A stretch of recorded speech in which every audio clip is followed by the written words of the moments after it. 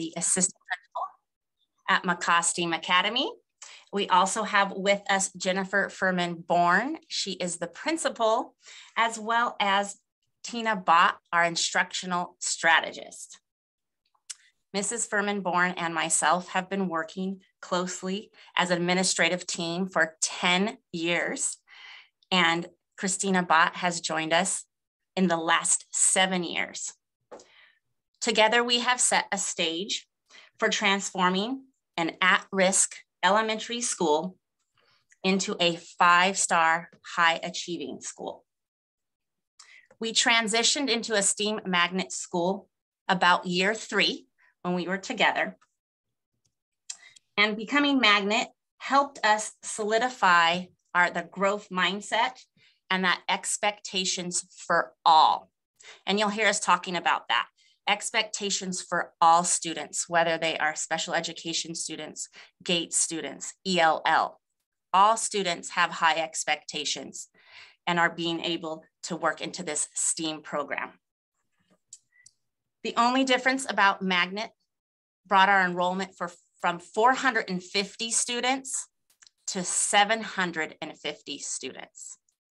So we got a large population of students coming into our school, and it actually increased our Title I at-risk population. So our school is over 70% free and reduced lunch. And that increased. We did not receive any other monies that came with that. The only monies that came with that is because our student population increased, and we did get a magnet coordinator. Once we had that, we had to really set our growth mindset of what those expectations were for all of our students. So we are going to start with what our objectives were.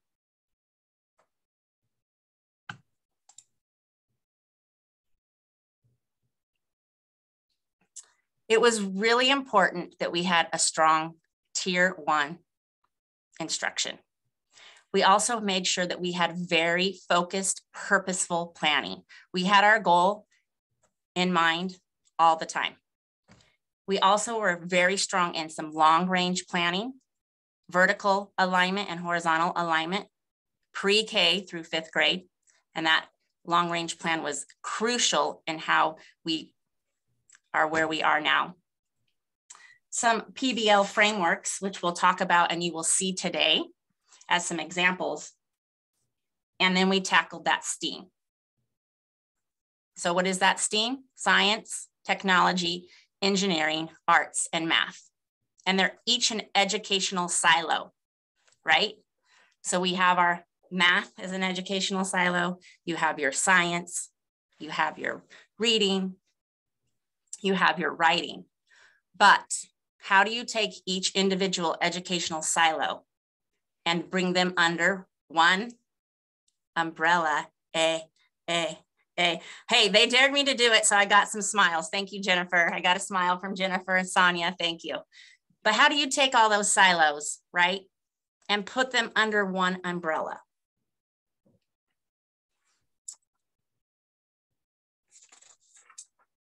That is your STEAM integration.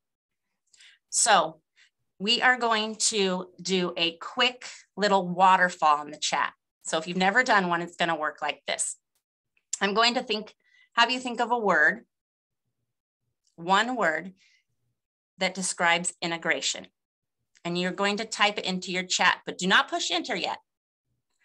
And then I'm going to say 5, 4, 3, 2, 1. We'll all push enter and we'll get a waterfall of your responses. So think of one word when you hear integration. What does that mean to you? Please type it into your chat. Give you about 10 more seconds.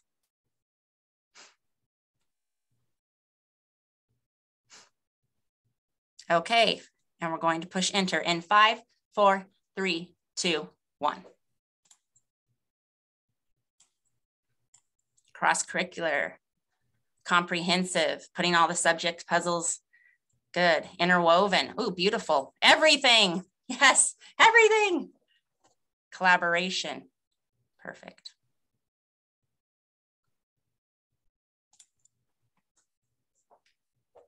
Yeah, definitely that integration. And once you get that content design through a PBL and you get that integration, your instruction, your engagement, your focus is 10 notches higher. That is when we flipped that school, that mindset, that growth mindset through staff and students and engagement from that low achieving to that high achieving. Because when you get that dynamic, powerful instruction interwoven, you get that diverse, unique school. And it is unique to what you are. It's unique to your community, which you'll be hearing a little bit more about from us. And it's unique to your population. And it is unique to your teachers and their art of how they teach. So I wanted to talk a little bit about that dynamic, powerful instruction. It is not the worksheet. It's not the program. It's not the textbook. It's not your status quo. It's going to take some tough work. But once you integrate each silo into that STEAM, your school becomes unique. Your school becomes unique and something special. So we did talk about it's going to be tough. It's going to take time. It takes thought, and it takes a lot of collaboration with your peers and team.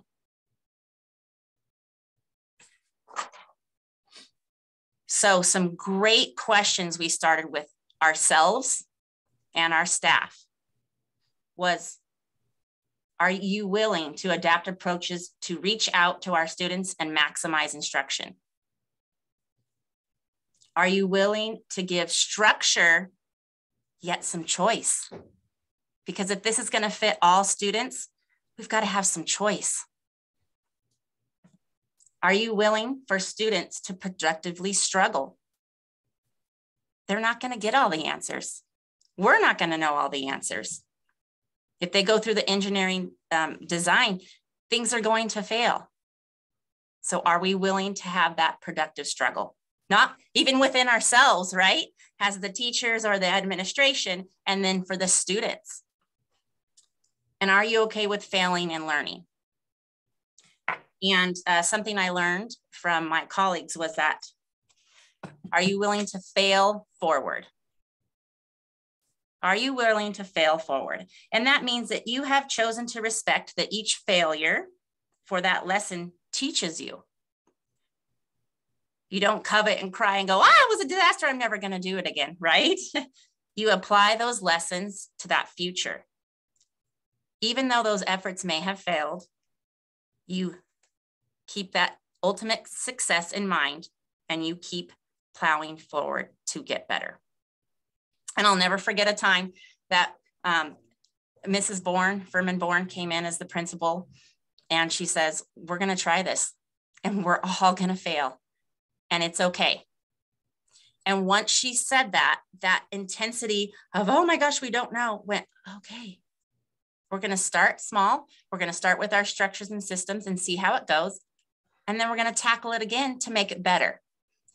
And that is when we really started to springboard and jump into that STEAM, coming into that integration and building some strong project-based learning.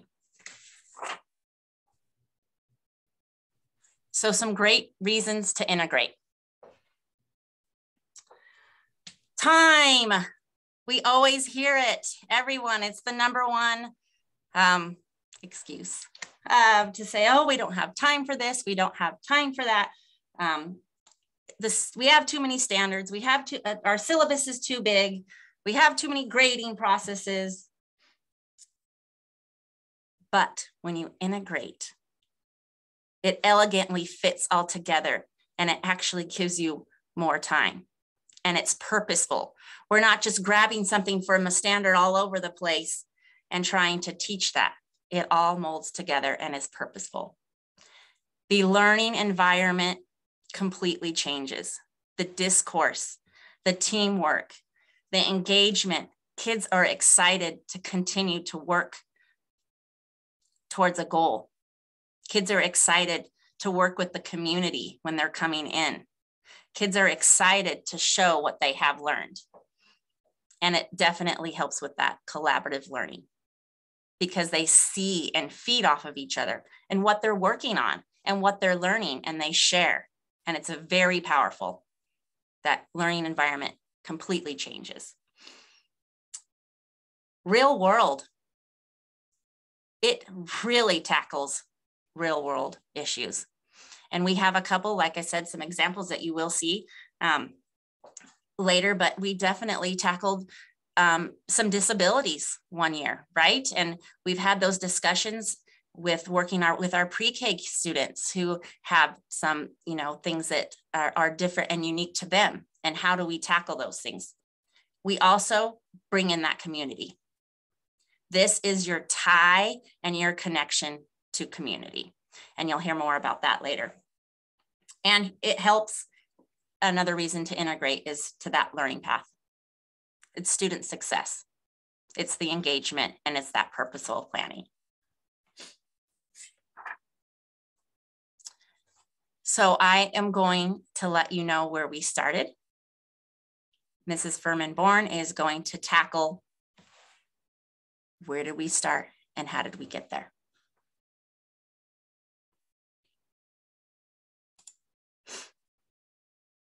All right, so let's get into some meat here. Starting the timeline, that's where the daunting task is. And so deciding how you're going to start and what it's going to look like. Let's begin with the vision. What is the vision and what is going to be your pathway? So let's look at your classrooms. What do you want with your classroom? How do you want it to read? How do you want it to speak to your students? How do you want it to speak to your guests who come through there? And how do you want that learning to take place? So those are a lot of the questions that you have to start wrapping your head around and making sure you have a comfortable learning environment that's going to tackle that. And so you're not teaching in isolation, because if you're teaching in isolation, it's going to reflect that in your classroom environment. So let's look at how you're going to set that stage for that learning through that integration. What's comfortable for you? Where did we start? It's been a process. It's taken many years, but we had to start somewhere. And one of the things that we did is look at the individual teacher. What are you comfortable with? Are you comfortable with flexible seating? Are you not? Are you comfortable with desks, or are you comfortable with tables and groupings? So starting somewhere to create that initial comfort level of that, whether you're using Kagan strategies to pair share, to do that collaboration, but making sure your classroom setting is feasible and sets that stage for that innovative learning environment. We were fortunate at our school. We had extra classrooms where we took some classrooms that were empty and just filled with stuff, right? Because teachers come with a lot of stuff. So what do you do with all that stuff? Well, we went through it. We cleaned it out. We got rid of junk. We got rid of the worksheets that we didn't need to use. We kind of at first, put them in a storage box. Just like at home, right? You put it in a storage box and you don't open it for a year. Do you need it? Are you ever going to go back to it? Probably not. And now, as you're able to start looking at that and growing with it, you start to say, I don't need all of these extra things. So sometimes less is more. When you're asking about funding and flexible seating, donors choose. My teachers started writing donors choose and started small. Just started with basic things and how do you use your basic tools and what do you have in your school.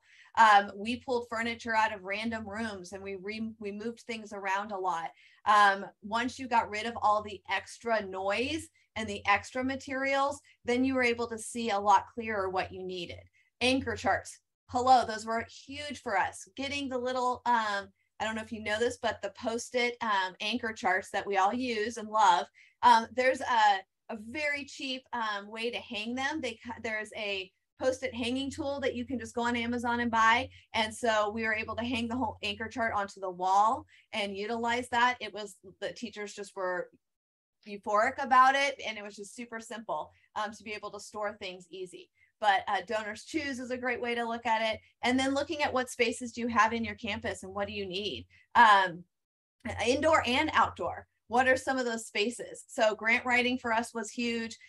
We used a hallway. You can see in one of the photos, it says Discovery Center. It's just an extra hallway that we had. That's one of our exits to our building. And we decided to make that into a pre-K kinder lab. And so we did some exploration things and we put some of the pre-K materials.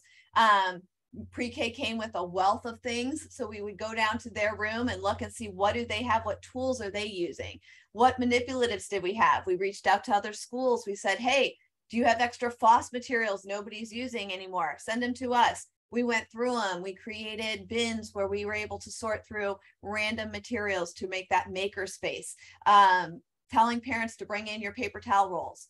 You know, you get so much stuff by the end, you don't know what to do with. So asking is a lot of where things come from. So what spaces around campus do you have? Indoors, outdoors, and your hallways. Also, we were looking at, once you have that classroom lab set up and you have that learning space and you're happy with your classroom, what instruction's taking place in there? How does that learning look? What is the engagement speaking to? How are you facilitating your lesson? So think about where you are in that classroom. Where do you stand? Where do you like to present? Where do you find yourself circulating? Many of my teachers have a variety of different ways. Some have table settings, some have desks, some have, we took the extra whiteboards off of walls in rooms we weren't using, and we made a 3D whiteboard room where there were whiteboards that went all the way around all 4 walls, and each student has a section where they are able to stand and work through their problems on the wall, while the teacher stands in the center of the room and is able to do a quick snapshot around that classroom to see, do they get the standard? Are they understanding that math problem that we're doing? And being able to just be in the moment of that learning, well, without having to walk around and look at every student's desk. And then the kids come back to their seats when they transition into independent work. So being creative, look at your tools you have around your school, taking off the wardrobe doors, right? And having those open shelves if you have things that you need to get in and out of, if you're working with a lot of manipulatives, having those accessible, having bookshelves. What kind of containers can you get from the dollar store, right? To put all those books in, and how are you coding them to make them accessible for the kids? So depending on what you're learning, if you're learning those nonfiction texts, do they know where to get them? And when you walk into a room as an administrator or as a learner, do they know what you're teaching? How do they know? And how do they know what your focus is? If they walk in, then your room should scream that theme. It should scream science. It should scream, hey, I'm the math content teacher, or what is it you're doing? Everything should be meaningful and purposeful.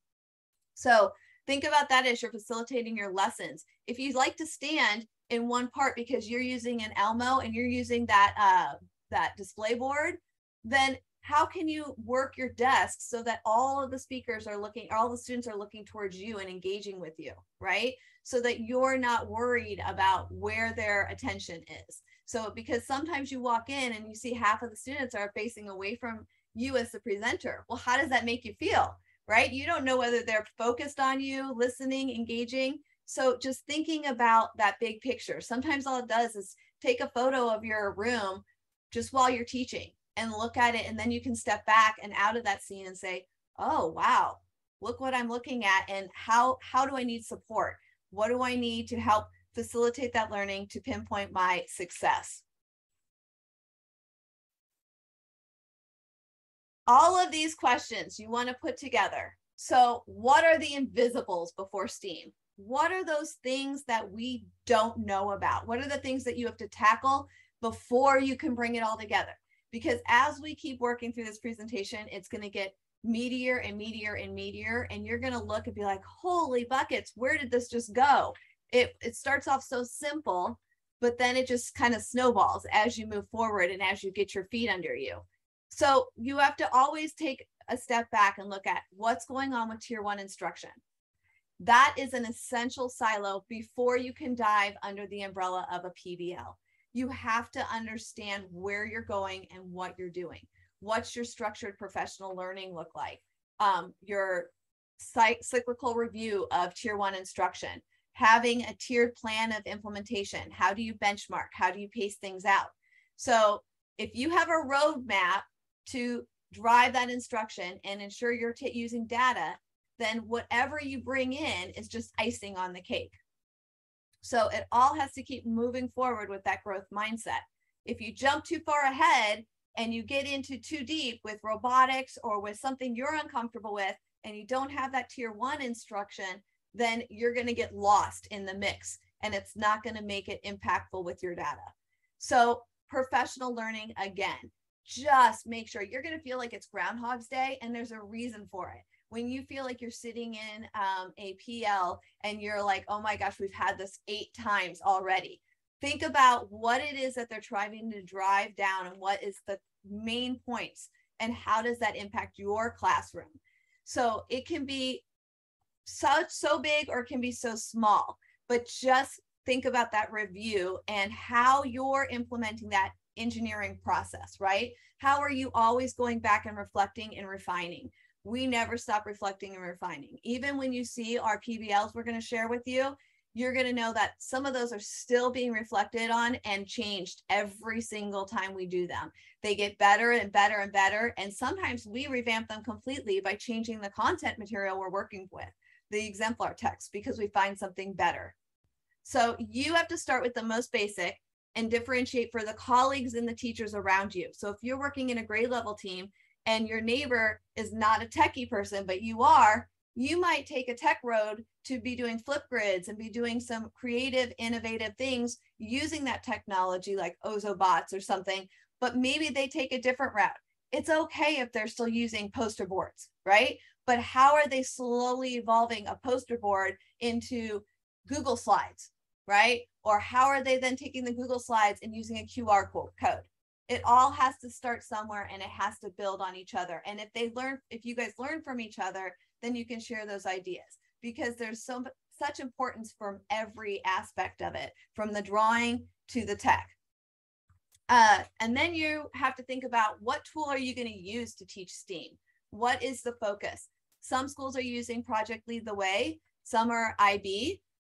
We chose to integrate project-based learning, or PBLs. So we chose to go down the road of taking that PBL and pulling it all together through that unit of study.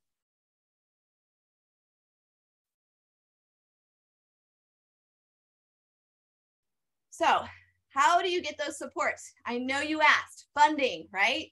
It's expensive, it's money, but teaching is a lot of money, right? Every time you think about it, you want something new for your classroom and to bring in.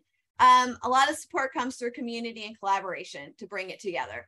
And that collaboration from inside your building, that means from your special education to your all means all. Like, you have to bring everyone into that PBL. So all of those special education students do engage, the pre-K students engage at our school, our response to intervention students, anyone going through RTI, students all the way up to our highly gifted and accelerated students are engaging in that conversation of instruction and PBL. So no longer do our students in the GATE classroom or the highly gifted areas or in the self-contained SPED go back to their room and don't engage. So if we're doing a project like roller coasters and they're going to be creating a roller coaster and learning that force of motion, every single student is engaged with it. Every single kid does that project. It's just about those scaffolds, those supports that you're putting into it to help it look and work out to get to the end point. So in that GATE department, you might have this mega roller coaster created, but in your self-contained or in your special education room, it's going to look a little different. You're going to have to do some pre-work, right? Front load some of those. Maybe you're going to cut out those pieces for the kids instead of letting them do it all on their own. But what is the intent? What's the purpose? And what's the standard you're trying to drive down and try to get them to gain from it? All the skills and content, everything you do, you have to have it with intent and purpose. So even when you're working with those community partners and you're trying to get some people in to work with you on projects, it gets tricky because they have their own agenda too, right? So you always have to reflect back to where are you going, what are you doing, and how much time are you going to allocate to getting where you need to go. Our PBLs are developed school-wide by grade level. So every grade level follows their long range plans and their standards. So, and then we have vertical alignment where we make sure that no one overlaps with each other. And that includes all the way down to going on field trips and to content, right? Because we all know the moon is covered, or, you know, everyone wants to use pumpkins in the fall. So who gets the pumpkins and who gets to work with the sun and moon?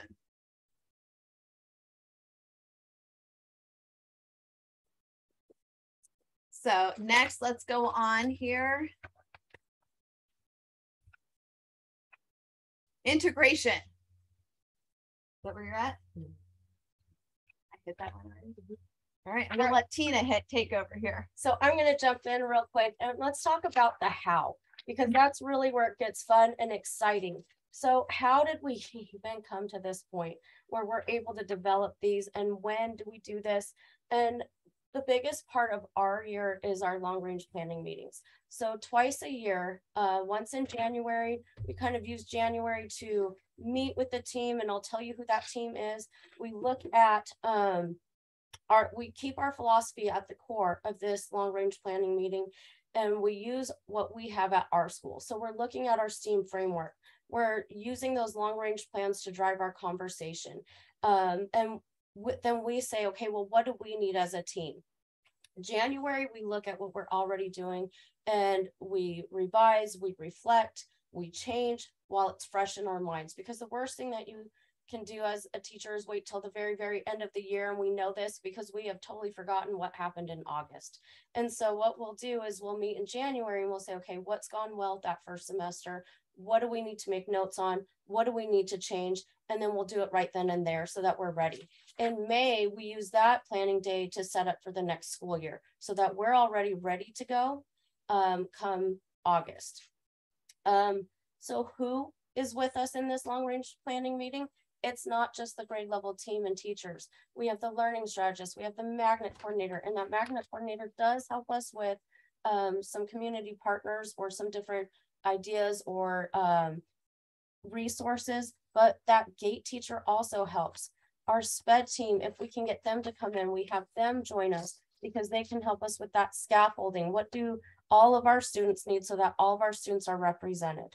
And then again, what are we doing? We're working on our PBLs if that's what we're choosing to do. We're revising, we're reflecting, we're saying, hey, this didn't go so well. We're literally going through the design process as teachers as well. So what do you need? You need that team, and that team could be anybody within the school. You have to have collaboration. To take this on as an individual teacher is incredibly difficult. It can be overwhelming. So as a team, and you start finding each other's strengths and you play on those strengths, the diverse and dynamic instruction kind of just naturally starts playing. And then the accountability, every person has a part. Every person is bringing something to that table. And then, of course, the celebrations. For our school, celebrations is huge. Not only are we celebrating the kids, if they fail, that's okay. Why? What did you learn in that failure? And then if you did amazing, then maybe you're the one going to the Shark Tank. But guess what? All of your peers are going to help you get to the Shark Tank. So maybe they only got to prototype, but they're going to help you go further. Same thing with our teachers. Wendy starts all of our staff meetings out celebrating our teachers. And that's big for us because then it keeps us motivated, it keeps us going, and it keeps us very excited. So where's this magical lesson planning template at? We don't have one. And that's one of the first things everybody asks us when they come into our school, or they ask us, okay, can you give us your template? We used what we had at our school. And that's what we tell everybody. We say, use what you have at your school. Do you use Moodle? Do you use Canvas? Do you use Google? What do you use that you can work with? We decided, and actually we didn't decide, it kind of came naturally. Our gate teacher just saw something on a Google site and we all said, yes, we're comfortable with that. We can use that. And that's what we're going to use for 3rd, 4th, and 5th, because we can vertically align that grade level after grade level. But then guess what? We don't have to teach the fourth graders how to navigate it. And now we don't have to teach the fifth graders. So we can skip all of that and they can get right into the meat. Third grade, we have to do a little bit of training. Second grade, it did not go so well. It was a little too overwhelming. So then we looked at second grade and we said, well, we could use Google Slides. First grade, we said, hey, we're going to really have to hold this as teacher instruction. And kinder, we're just so excited that they're doing STEAM that we don't worry about the Google site just yet. So it's vertically aligned, and that along with our long range plans. And we have found that each of our documents, as long as it's vertically aligned, we can use Excel, we can use Google. It doesn't matter as long as it's vertically aligned K through fifth, because then we can make sure that nothing's overlapping and that the kids are not getting the same experiences year after year. And I don't want to take too much more time because I want to get into the fun part. And the fun part is diving into some of these Google sites and letting you see how we do that integration. So you're going to see, you're going to get to pick. We're going to put the links in the chat. And you can pick a third grade, fourth grade, or fifth grade. You probably won't have time to get to all of them. But if you just pick one of the links, we've got climate zones for third grade, roller coasters, which is pretty familiar for a lot of fourth grade teachers. And we do a toys unit in fifth grade. But I'm going to show you an example real quick with point logos. This is a fifth grade PBL. And when you look at the PBL on the Google site, you can start kind of seeing there's different links at the very top. So you have your intro, your notebook, your hook, your process, and there's drop-down menus because all of the information is embedded. So if you are a veteran teacher to our school, here's all of your curriculum. If you are a new teacher to our school, which happens for not only new to the profession, but new to the school, this can be overwhelming. And so when you have your curriculum housed on a site like this, it really allows them to kind of see and play with that curriculum before they're starting to teach it. So they're not saying, what am I doing? I don't know what I'm doing. Somebody help me. They can already have that experience with it. They know where they're going to be leading their kids. Some of our teachers let the kids have more independence through here. Some of the teachers scaffold it and hold it and release it depending on what their classroom and their kids need. So as you're exploring, as you scroll down on that first homepage, you can look at how we have depth and complexity icons already embedded. Amazing gate teacher that we have who helps us with that.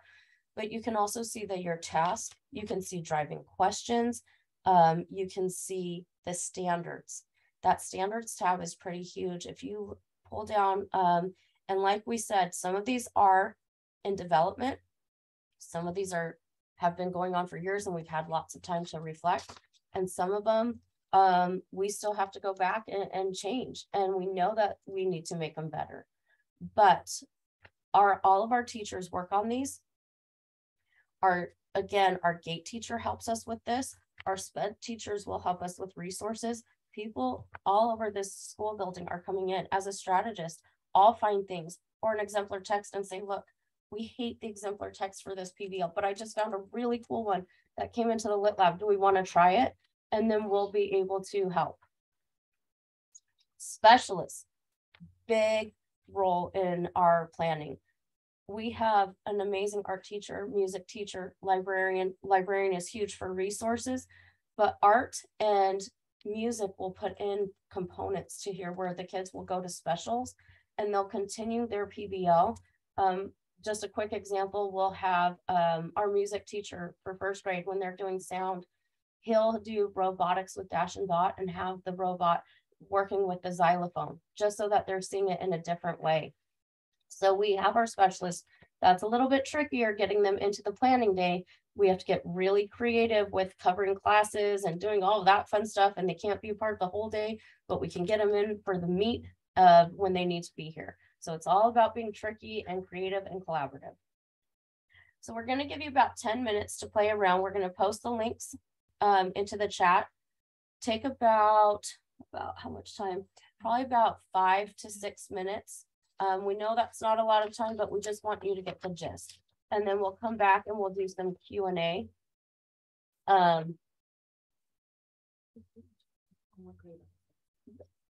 When you look in the chat, Wendy just posted it.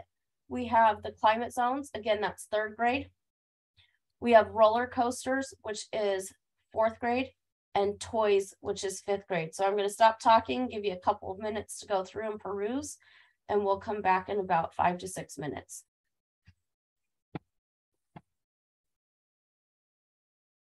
We'll be here and the chat will be open. So if you have questions or if you want to unmute and ask us while everyone's looking at things, then feel free.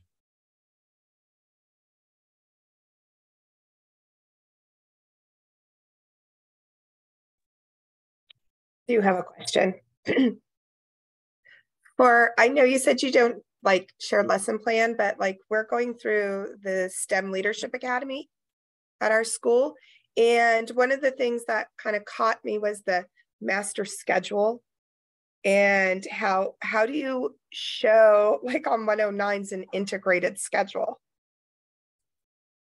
Great question. So master schedule is one of our fun things that we do. When we do our master schedule, we will block out the times. And we will say, okay, this is when we're doing ELA, this is when we're doing science. And our science is always / ELA writing, because we're doing it at the same time. Same thing with reading. When we're doing ELA, we can / that and put science as well. When we're doing our long range planning, we start with science as our forefront. And that's what drives everything else. I've worked with many schools who have tried to do reading first and tried to build around the reading, and it doesn't always work. But when you take science first, and then you look for your exemplar text, you look for all of your resources to go around the science, it just naturally and elegantly fits. And so we make sure that we have that science time. And the way that the master schedule works is we have labs that we go to. They can go to that lab for science during their science block. They can go to it during their reading block. And that's what also helps with the master scheduling with the entire school, because they're not pigeonholed into that one time block at the very end of the day or at the very beginning of the day. They can use it fluidly throughout their day. Math, we do hold on to. We do isolate math a little bit more than the other subjects, just because in elementary math is so foundational that we have to get through those lessons by themselves. Thanks. And that actually kind of ties into a question that I had about the Amplify and Envisions. So I'm guessing if you keep math kind of siloed a bit, that you have the Envision stuff kind of just going on in its own separate whatevers. How did Amplify impact your PBL structure and such? Let me talk a little bit about Envision. So yes, we do the lesson siloed. However, Envision has different components, right? It has the STEAM component, it has the different projects. So we actually don't necessarily have to teach them right when they're introduced in the text. We can hold some of those, and when we get to that PBL, we'll embed it into the PBL. So we can use different components of Envision with our PBLs, but for the actual day-to-day lesson, yes, we'll follow the scope and sequence of Envision. As far as Amplify, we are still FOSS, but we're never just one and done with one program. So we'll look at Amplify too. Amplify is phenomenal with their readers that they have for every student. So we'll see if some of those readers are better than what we're already using, and we'll embed those. Or if the activity is better than what we're doing in FOSS or EIE or CSE, some of the different programs that we use, we'll say, okay, let's pull from there instead, and let's use that. So along with our long range planning day, we're looking at all of those components of all the different programs and saying, yep, we like that better. We do. You must have a lot of storage that can fill those boxes. We combined. We took that was one of our summer projects, is we took all of those bins and each team of teachers and we reduced it and combined it so that we made it a little bit more feasible to store it. And how are we going to condense it and where do we want to have it? So that was, again, looking back at that, what is your classroom environment? What is your space yield to accessibility? Like what do you need in your room? What can you store in a storage room? You know, how does that look for the whole team? You know, what do you need to keep accessible? We go into and front load that before we even get into the year so that we kind of know what we can put off to the side but get to if we need it. So that kind of helps. But yeah, we had to pull that apart a lot. It took a long time. And a huge creativity in any extra space, whether it's an extra hallway, whether it's an extra small pod, whether if it's an extra one classroom, anything that was extra, we turned into a space, a learning space. And they're changing. We used to have a computer pod and now everyone's one-to-one. So that whole space is now changing into green screens and collaborative environments and standing desks and things where they can go out to a PBL and either do a quick, flip grid or have a conversation. So yes, it's that creative use of space as well. So do we have any Kinder website examples? We don't usually put Kinder up on the web just because the kids are not that independent quite yet. So the teachers will have their slides and each Kinder teacher kind of creates their own slide deck the way that they instruct. And so we don't have necessarily a website or like a Google site like this one. And then they house it on their shared drive for their grade level.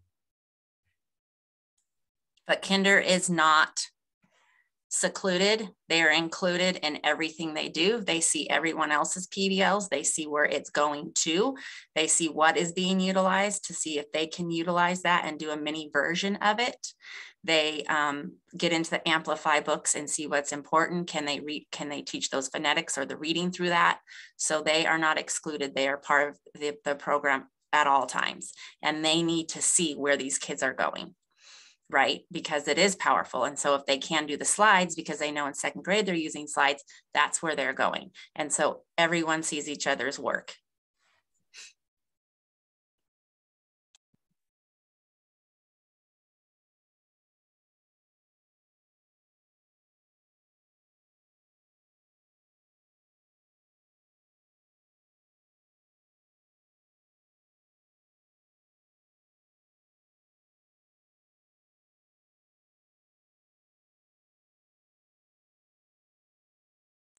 So we'll give you a few more minutes to look at those sites, and then we will close them off. Some look-fors are that ELA component, that STEAM engineering component, that writing component that's powerful, those driving questions, those thinking tools, which is the depth and complexity, whether it's perceptions or rules or patterns. That starts from kindergarten up, those thinking tools. So those are, you'll see multiple times in there. So I'll go ahead and give you a few more minutes to look at those.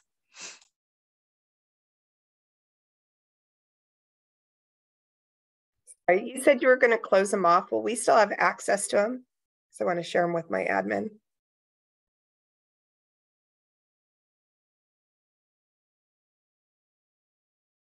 We'll give you our contact information at the very end. And so if you want to, you can email us and we'll be able to open it up for you and help you with that.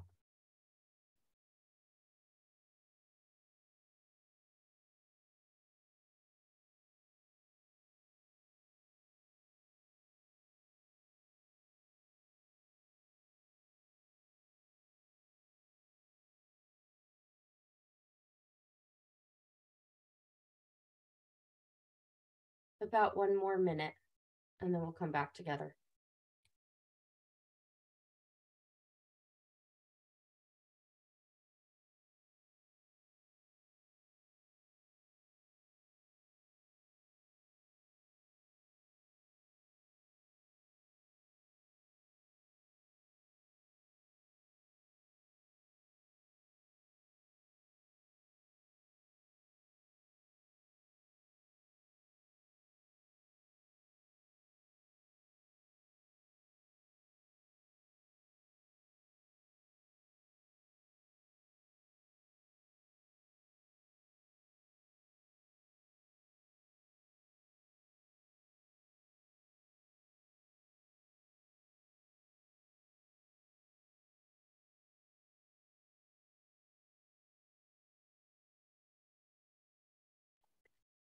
All right, for the sake of time, we're going to come back.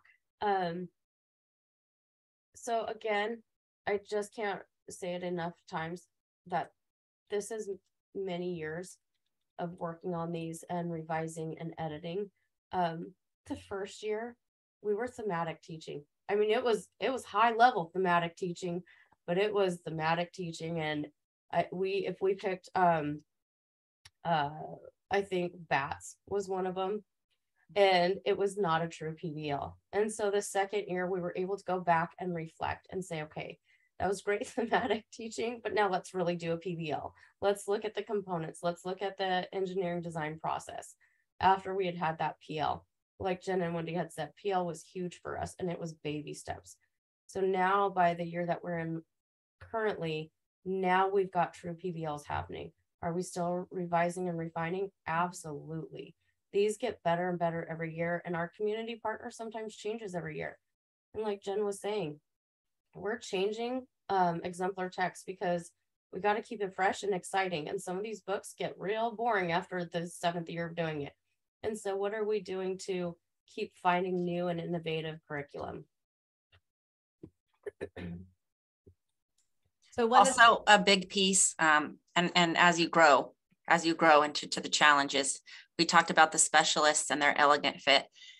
Community partners reaching out, we've worked with, and you can jump in, Tina, as well, but Fat Brain Toys, we have worked with our outside community with the 4th grade field trips, and it's been very, a Tesla has come out, we've done energy, solar, with the students, and that's changed over the years, but that community partnership has been very prominent and in getting the kids excited, as well as field trips. Field trips are very purposeful, and grade levels all just don't go to one section and repeat it over the time. We make sure that those field trips are tied in as well. And one of the questions we get asked a lot is, how do we get the community partners? And it's a very natural, organic way of happening. Sometimes we'll be on a field trip and we'll talk to somebody, and then they get all excited, and they'll say, oh, hey, we know somebody. And then they connect us to somebody else, and we keep getting connected to different people. A lot of our parents establish those connections for us. And sometimes the community comes into us. So we're always eyes open, looking for the opportunity to present itself. And if we don't have that natural fit, that's when we start going and looking for people. And we'll say, this is what we need. And we'll try to reach out to one business. And if that door shuts, that's okay. Because a lot of times they'll open 2 more doors for us, and we just keep going until we find that right person. But then once we get that person, it's a lot of work to keep them and sustain them year after year, and to keep it fresh for them as well.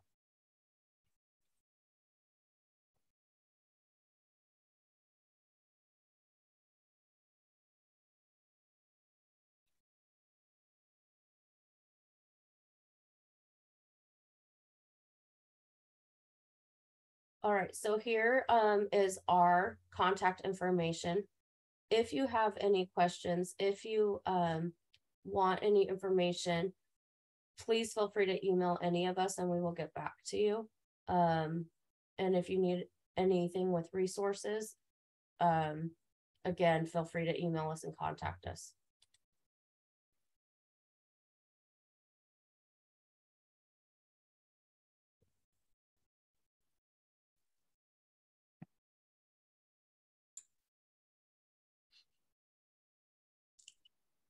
Oh, awesome, Jennifer.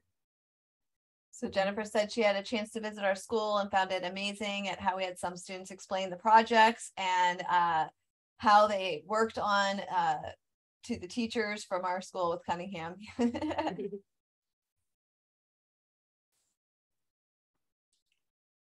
It's a process for sure. It takes a lot of time, hard work, and reflection. And I think reflection is the key. And I know I can't stress enough the PL and how, if you feel like it's Groundhog's Day, then something's working.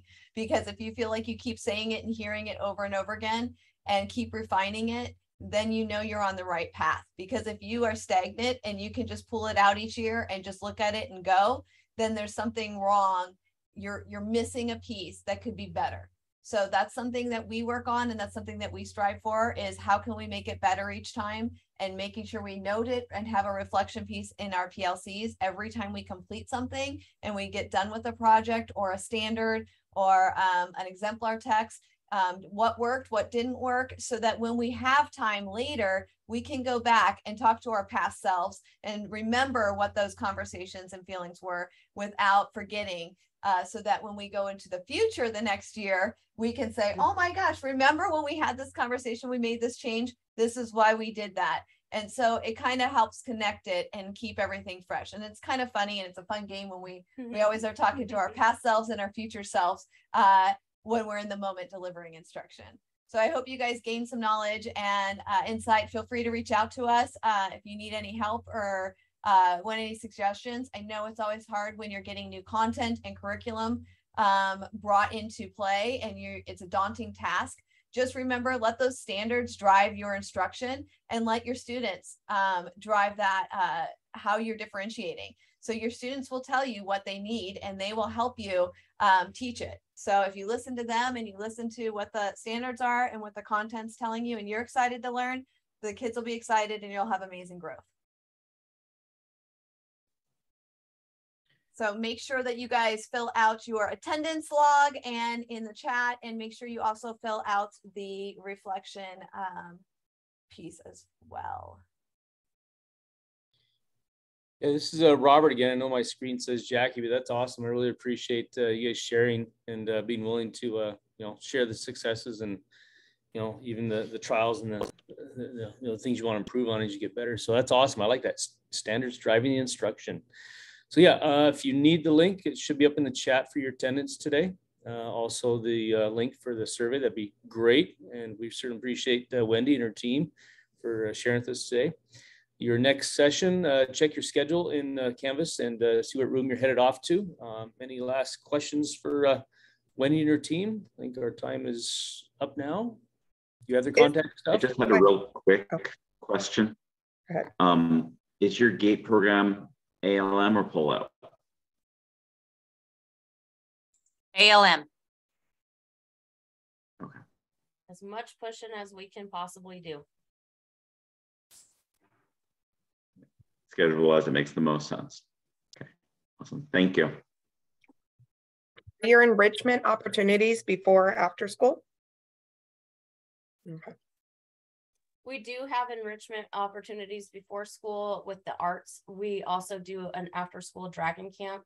We do 2 sessions a year, fall and spring, just to give them even more time with the robots and all the exciting fun things. Teachers select what they want to do. Do you do any compartmentalizing within the grade levels,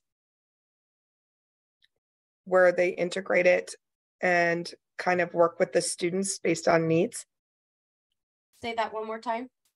Well, departmentalizing, and then within the departmentalizing, working with the students based on needs. Departmentalize. Yeah, we don't departmentalize, and we keep everyone.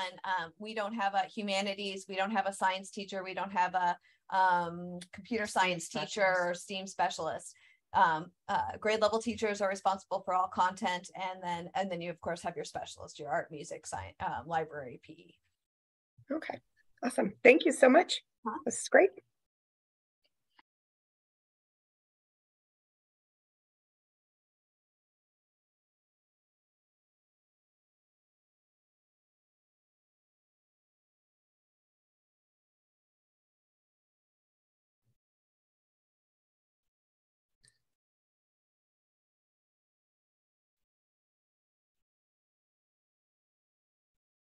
All right, ladies, I think you have all the questions. Nobody else is asking questions. So I don't have another session here right now, or else I'd be able to kick you out right away. But I'll go ahead, and if you guys want to get out of the session, other folks are still there, I will move on to my next assignment for today. All right, enjoy your weekend, and happy Thanksgiving coming up. Thank you, too. Okay, thank you. Change your name, Robert. I'm so sorry, JC. No, as soon as you said it, I'm like, yeah. And then I realized the background screen, whoever created it is inverted, because images get inverted on the screen. So I mean, it's a hot mess here today, but that's okay. It's wonderful. Thanks for your help. Good. You're doing good. Good luck. All right. Have fun. All right. Later. Thank you. Goodbye. Bye.